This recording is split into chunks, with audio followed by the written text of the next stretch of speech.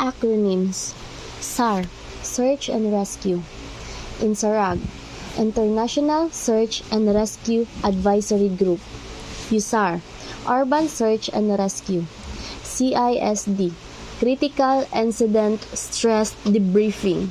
EOC, Emergency Operation Center or Sentry. ASEAN, Association of Southeast Asian Nations. ASEAN ERAP, ASEAN Emergency Response Action Team.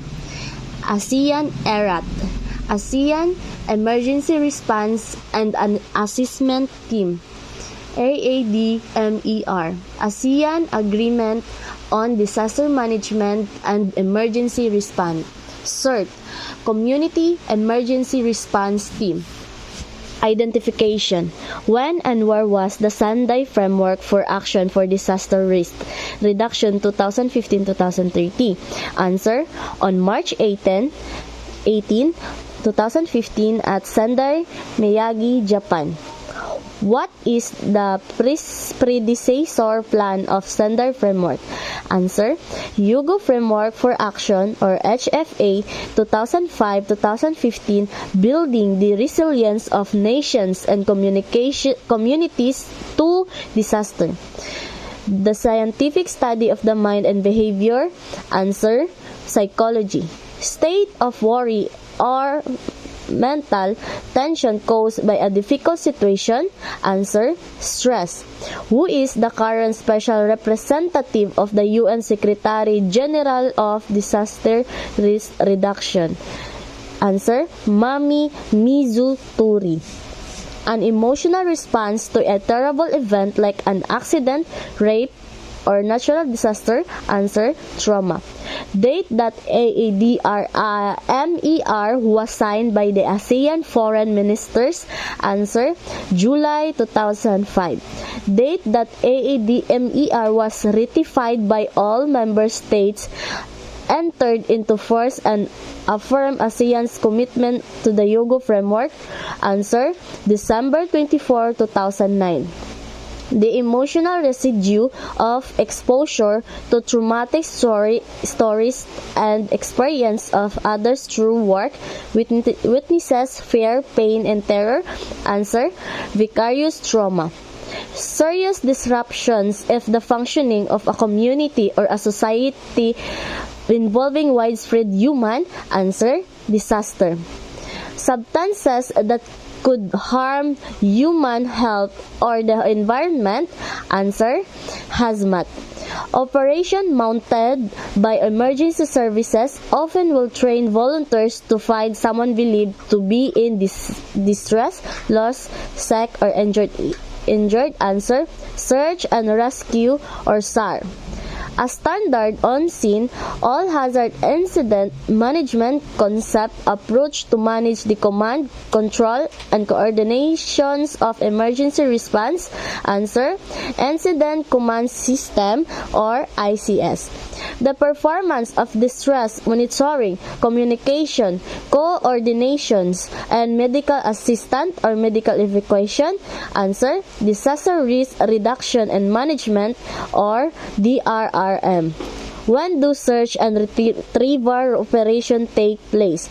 Answer: no signs of life after 36 hours. The most important aspects becoming a SAR team member. Answer: be humble and respectful. A central command and control facility responsible for carrying out the principle of emergency preparedness and emergency management or disaster management functioning at a strategic level during an emergency. Answer: Emergency Operations Center or EOC. Qualification to become a SAR team member. Answer: must undergo soft skills training and hard skills training. Enumeration. Guidelines in managing that scene. Answer: cover the body, treat it well, respect, wrap mutilated bodies tightly. If the person has died while at the treatment area, move the body to your team's temporary morgue. Close and open if the person was tagged as a dead during triage, do not remove from the incident area. Next, follow local laws and protocols for handling the disease. Next, talk with the local authorities to determine the plan. What are the 4 priorities areas that need to be focused on in terms of action within an area security?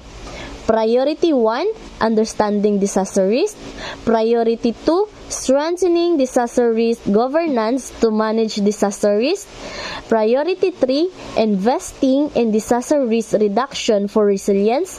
Priority 4, enhancing disaster preparedness for effective response and to build back better in recovery, rehabilitation, and reconstruction. Effect of traumatic stress. Answer: cognitive functioning, physical health, interrelationships. What are the 7 global targets that have been agreed to support the assessment of global procedures in achieving the outcomes and goals in their framework? The 7 global targets are: A. Substantially reduce global disaster mortality by 2003, aiming to lower the average per 100,000 global mortality rate in the decade 2020 to 2030 compared to the period 2005 to 2015. B. Substantially reduce the number of affected people globally by 2030, aiming to lower the average global figure per 100,000 in the decade 2020 to 2030 compared to the period 2005, 2015, and 9. C. Reduce direct disaster economic loss in relation to global gross domestic product or GDP by 2030. D. Substantially reduce disaster damage to critical infrastructure and disruption of basic services, among them health and educational facilities, including through developing the resilience by 2030. E. Substantially increase the number of countries with national and local disaster risk reduction strategies by 2030. F.